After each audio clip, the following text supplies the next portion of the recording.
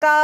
জল্পনা কল্পনা চলি আছে তাৰিখ এতিয়ালৈকে ঘোষণা কৰা হোৱা নাই যেহেতু অনাগত দিনত তাৰিখ ঘোষণা কৰাৰ কথা আছে 20 ফেব্ৰুৱাৰীত তাৰিখ ঘোষণা কৰিব নিৰ্বাচনৰ দিন ঘোষণা কৰা হ'ব গতিকে তেনেকুৱা সময়ত মুখ্যমন্ত্ৰী গৰাকীয়ে আজি ফেসবুক লাইভ যোগে তেওঁ এই কথাখিনি কয় যে আমি শুনাম তেওঁ কি কৈছিলে কিন্তু মাৰ্চত নাইবা মাৰ্চৰ শেষত নহলে এপ্ৰিলৰ শেষত বিধানসভা নিৰ্বাচন অনুষ্ঠিত হ'ব বুলি তেওঁ জানিবলৈ দিছে তেওঁ কৈছে যে এটো মোৰ সপ্তমটো নিৰ্বাচন হ'ব তেওঁ কৈছে এই নিৰ্বাচন মোৰ সপ্তমটো নিৰ্বাচন এবাৰ মই বিজেপিক সন্মুখৰ পৰা নেতৃত্ব দিব লাগিব গতিকে সকলোৰে আশীৰ্বাদ লাগিব আজি 1 ফেব্ৰুৱাৰী আৰু আজি মুখ্যমন্ত্ৰী গৰাকীৰ জন্মদিন এই জন্মদিন উপলক্ষে তেওঁ পুৱাৰ ভাগতে কামাখ্যা মন্দিৰত যায় তেওঁ মাৰ আশীষ লয় তাৰ উপৰি তেওঁ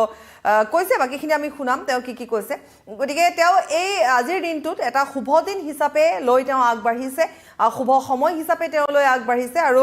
পুৱাৰ ভাগতে মা কামাখ্যাৰ আশীষ লোৱাৰ পিছত দিনটোৰ যি ধৰণে তেওঁ এটা শুভ সময়ৰে তেওঁ আগবাঢ়ি গৈ আছে গতিকে সন্ধিয়াৰ ভাগত তেওঁৰ যি ফেসবুক লাইভত তেওঁ জানিবলৈ দিছে যে মাৰ্চৰ শেষৰ ফালে নহলে এপ্ৰিলৰ শেষৰ ফালে নিৰ্বাচন অনুষ্ঠিত হ'ব অৰ্থাৎ এক প্ৰকাৰ ক'ব পাৰি যে নিৰ্বাচনৰ দিন তাৰিখ ঘোষণা নাই কৰা কিন্তু সময় ইতিমধ্যে ঘোষণা কৰি দিয়া হৈছে নিৰ্বাচন মাৰ্চৰ শেষৰ ফালে অনুষ্ঠিত হ'ব আৰু নাইবা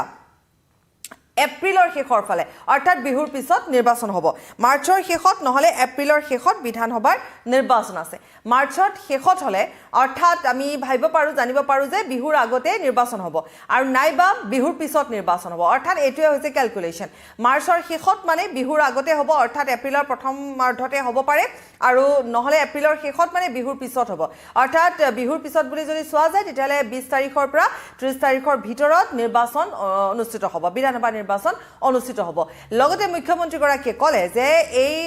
নিৰ্বাচন তেওঁৰ সপ্তমটো নিৰ্বাচন আৰু তেওঁ কি কৈছিল আমি এবাৰ তেওঁৰ ভাষ্যখিনি শুনাই ল'ব বিচাৰিম শ্ৰদ্ধা ৰাইজ এই বছৰটো আমাৰ কাৰণে অত্যন্ত গুৰুত্বপূৰ্ণ 2026 চনৰ মাৰ্চ মাহৰ শেষৰ ফালে বা এপ্ৰিল মাহৰ শেষৰ ফালে অসম বিধানসভাৰ নিৰ্বাচন অনুষ্ঠিত হ'ব মোৰ জীৱনৰ সপ্তমটো নিৰ্বাচন 7th ইলেকশ্যন সপ্তমটো নিৰ্বাচনত মই প্ৰতিদ্বন্দ্বিতা কৰিম আৰু আগতে মই মাত্ৰ প্ৰতিদ্বন্দ্বিতা কৰোঁ বা প্ৰচাৰ কৰোঁ এইবাৰ সন্মুখৰ পৰা নিৰ্বাচনত প্ৰতিদ্বন্দ্বিতাও কৰিব লাগিব আৰু ভাৰতীয় জনতা পাৰ্টিৰ বিজয়ৰ বাবে যিমানখিনি কৰিব পাৰোঁ তাক কৰিবও লাগিব নেদেখাজনৰ আশীৰ্বাদ নহলে মানুহে জীৱনত কেতিয়াও আগবাঢ়িব নোৱাৰে পিতৃ মাতৃৰ আশীৰ্বাদ নহলে কেতিয়াও মানুহ আগবাঢ়িব নোৱাৰে ৰাতিপুৱা কামাখ্যা মাৰ মন্দিৰলৈ গৈছিলোঁ শুই উঠি মোৰ স্বৰ্গীয় পিতৃ দেৱতাক প্ৰাৰ্থনা কৰিছিলোঁ মা জীয়াই আছে আৰু এই সকলৰ আশীৰ্বাদত নিশ্চয়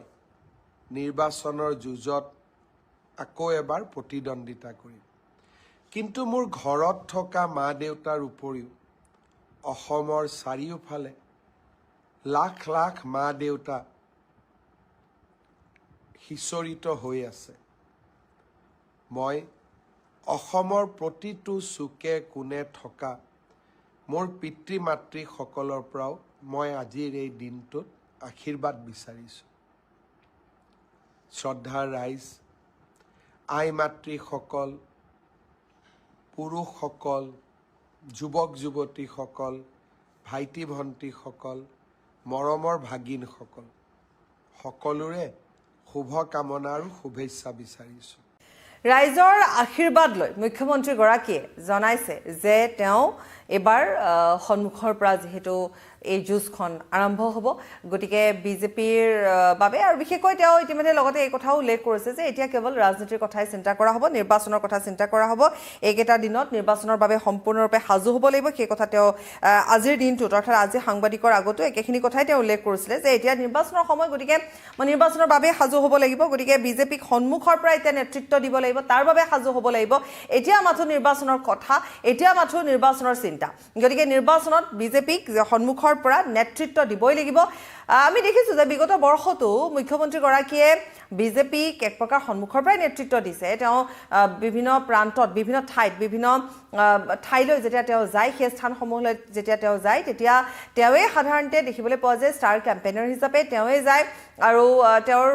যথেষ্ট তাত তেওঁ যেনে তেওঁ যোৱাৰ লগে লগে তাত লক্ষ লক্ষ জনতা আগবাঢ়ি আহে গতিকে প্ৰচাৰ বুলি ক'বলৈ গ'লে মুখ্যমন্ত্ৰীগৰাকীয়ে যি ধৰণৰ এটা প্ৰচাৰ চলায় সেয়া সদায় আগত দেখিবলৈ পোৱা যায় গতিকে নেতৃত্ব তেওঁ সন্মুখৰ পৰাই তেওঁ লয় আৰু সেই তেওঁৰ যিখিনি প্ৰচাৰ সেই প্ৰচাৰত যিমান মানুহ গোট খায় বা তেওঁৰ প্ৰচাৰত এক প্ৰকাৰ আমি কৈছোঁ যে ষ্টাৰ কেম্পেইনাৰ তেওঁ গতিকে তেনেকুৱা ক্ষেত্ৰত তেওঁ যেতিয়া প্ৰচাৰ চলাবলৈ যায় তাত লক্ষ লক্ষ জনতা আগবাঢ়ি আহে গোট খায় আৰু সেই প্ৰচাৰ যথেষ্ট শক্তিশালী হৈ পৰে গতিকে তেনে ক্ষেত্ৰত এবাৰো তেওঁ একেখিনি কথাই উল্লেখ কৰিছে যে নিৰ্বাচনৰ সময় এতিয়া গতিকে নিৰ্বাচনৰ চিন্তা কৰিবৰ হ'ল নিৰ্বাচনৰ বাবে সাজু হ'বলৈ হ'ল বিজেপিক সন্মুখৰ পৰা নেতৃত্ব দিবৰ সময় আহি পৰিল গতিকে ৰাইজৰ আশীৰ্বাদ লাগে কেৱল মোৰ ঘৰৰ পিতৃ মাতৃ বুলি নহয় মোৰ নিজৰ পিতৃ মাতৃ বুলি নহয় সমগ্ৰ ৰাজ্যৰ পিতৃ মাতৃ ভাতৃ ভগ্নী সকলোৰে সহযোগিতা লাগিব আশীৰ্বাদ লাগিব আৰু তেনেধৰণে আমি আগবাঢ়ি যাম অৰ্থাৎ এটা কথা বুজিব পৰা গৈছে যে মুখ্যমন্ত্ৰীগৰাকীয়ে এক প্ৰকাৰ তেওঁ নিজৰ দলটোক নিজৰ কৰ্মীসকলক যিসকল নেতা আছে যিসকল বিধায়ক আছে মন্ত্ৰী আছে সকলোকে তেওঁ অন্ততঃ এটা কথা বুজাই দিলে এই কথাখিনিৰ পৰা যে আমি টঙালি বান্ধিবৰ হ'ল আমি সাজু হ'বৰ হ'ল আমি ৰণক্ষেত্ৰত নামিবৰ হ'ল আমি কাকো দুৰ্বল বুলি ভাবিলে নহ'ব আমি আগবাঢ়ি যাব লাগিব আমি নিজকে আমি শক্তিশালী হয় কিন্তু আমি অধিক শক্তিশালী কৰিব লাগিব আমি আমাৰ বিৰোধীক আমি কেতিয়াও দুৰ্বল বুলি ভাবিব নালাগিব এনেকুৱা ধৰণে এটা তেওঁ বাৰ্তা দি আগবাঢ়িবলৈ বা তেওঁলোকক এটা উৎসাহ যোগাইছে নিজৰ দলীয় কৰ্মীসকলক তেনেধৰণে কিন্তু ইংগিতে